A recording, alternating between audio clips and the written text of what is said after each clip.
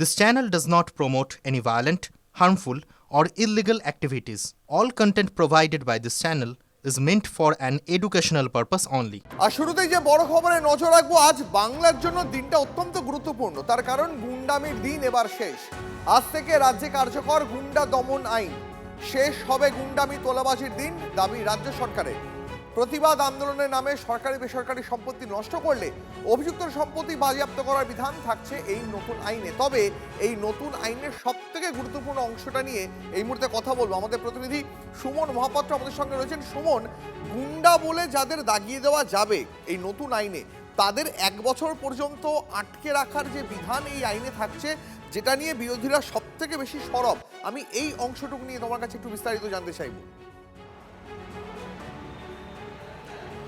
দেখো, যারা গুন্ডা তাদেরকেই গুন্ডা বলে বিবেচনা করা হবে, এমনটাই বলছে রাজ্যের এই পরিবর্তনের নতুন সরকার। তাদের পরিষ্কার বক্তব্য, যারা জননিরাপত্তার জন্য থ্রেট, যাদের কর্মকাণ্ডের জন্য মানুষ ভয়ে পেতে পারে বা মানুষ ভয়ে থাকতে পারে, যারা ত্রাস, তারাই গুন্ডা, এবং তাদেরকেই কিন্তু 1 বছর পর্যন্ত বিচার প্রক্রিয়া ছাড়া আটকে রাখা যাবে, সেটা এই আইনের বিধানে রয়েছে। পাশাপাশি বলা হচ্ছে কাউকে এলাকা ছাড়া করা যাবে, নির্ধারিত যে জায়গা সেখানকার পুলিশের সর্বোচ্চ আধিকারিক তিনি চাই। ধন্যবাদ, আপাতত ধন্যবাদ।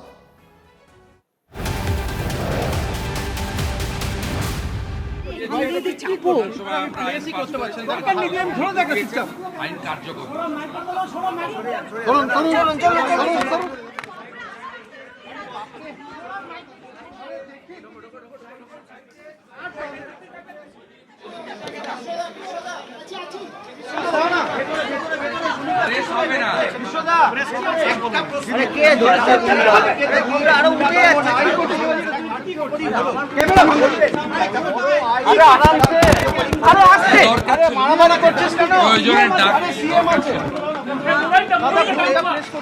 পনেরো বছর গুন্ডাদের সরকার ছিল, তার আগে হারমাতদের সরকার ছিল। 34 বছরের কমিউনিস্ট হারমাত আর 15 বছরের তৃণমূলী গুন্ডা, এদের জব্দ করার জন্য এই আইনের খুব প্রয়োজন ছিল।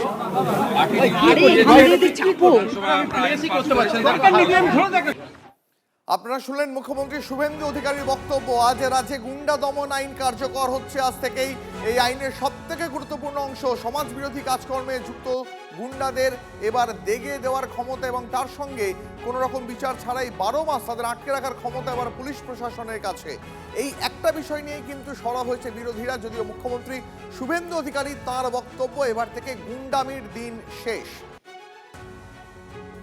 আরো একবার শোনাই আপনাদের মুখ্যমন্ত্রী শুভেন্দু অধিকারী বিধানসভায় এই গুন্ডা দমন আইন নিয়ে ঠিক কি বললেন।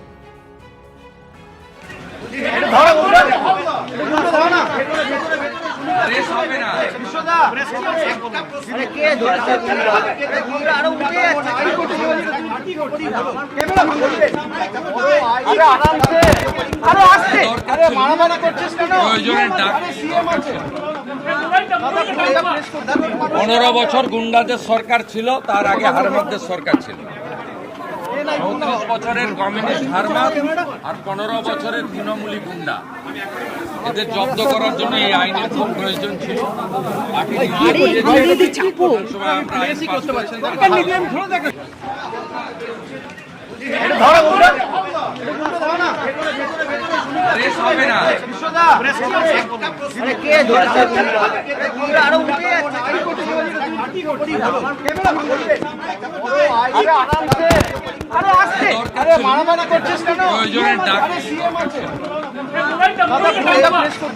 পনেরো বছর গুন্ডাদের সরকার ছিল, তার আগে হারমাতদের সরকার ছিল।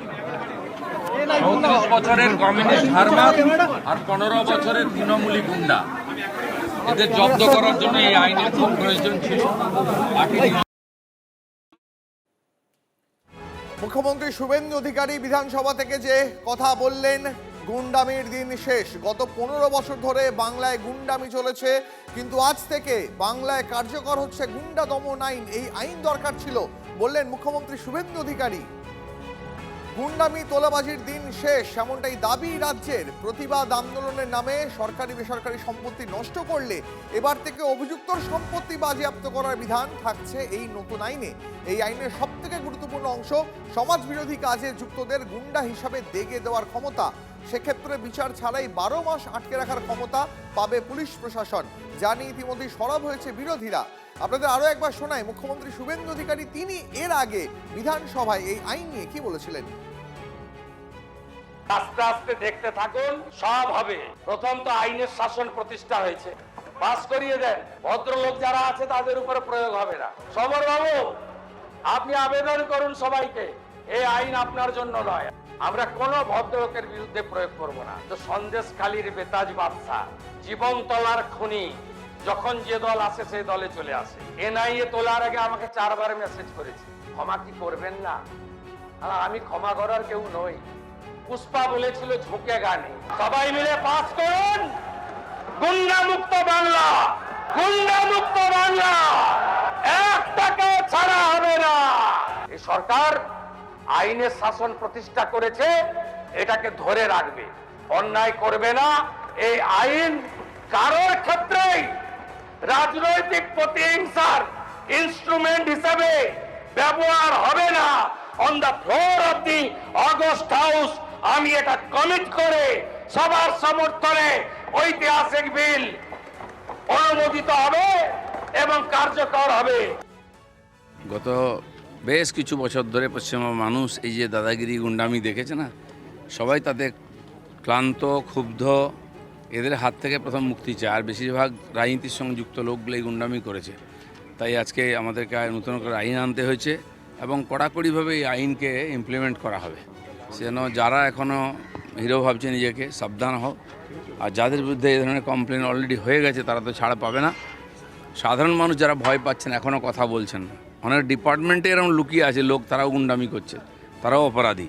সেজন্য সবার বিরুদ্ধে এফআইআর করুন, আইন তার ব্যবস্থা। যারা অপরাধী তাদের শাস্তি হোক, তা নিয়ে কোনো সমস্যা নেই। কিন্তু এই বিল যদি মিসইউজ হয়, বিশেষ করে গত শতাব্দীর 30-এর দশকের যে ফ্যাসিস্ট মডেল জার্মানি, ইটালি, নিরপরাধ লোক যদি এই বিলের দ্বারা ইমপ্লিকেটেড হয়ে যায়, এই বিল যদি রাজনৈতিক প্রতিপক্ষদের বিরুদ্ধে ব্যবহার হয়, এটা গণতন্ত্রের জন্য কখনো কাম্য নয়।